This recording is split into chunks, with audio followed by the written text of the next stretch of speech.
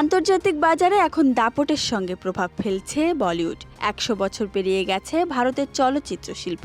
এখনও যদি জানতে চাওয়া হয় বলিউডের সেরা ভিলেনকে, হয়তো বেশিরভাগ দর্শক ভোট দেবেন অমরিশ পুরীকে।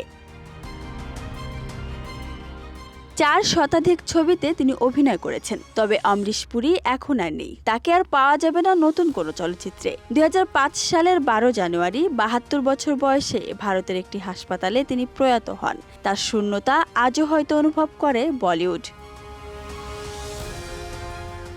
১৯৩২ সালের ২২ জুন ভারতের তৎকালীন পাঞ্জাবের জলন্ধর জেলার তেহসিল গ্রামে জন্ম হয় এই কিংবদন্তির। পরিবারের শিল্পের ছোঁয়া ছিল আগে থেকেই। বড় দুই ভাই চমন পুরী ও মদন পুরী ছিলেন তখনকার জনপ্রিয় অভিনেতা। অমরিশও তাদের পথেই হাঁটলেন। হিমাচল প্রদেশের BM কলেজ থেকে পড়াশোনা শেষ করে তিনি মুম্বাই চলে আসেন নায়ক হওয়ার স্বপ্ন নিয়ে।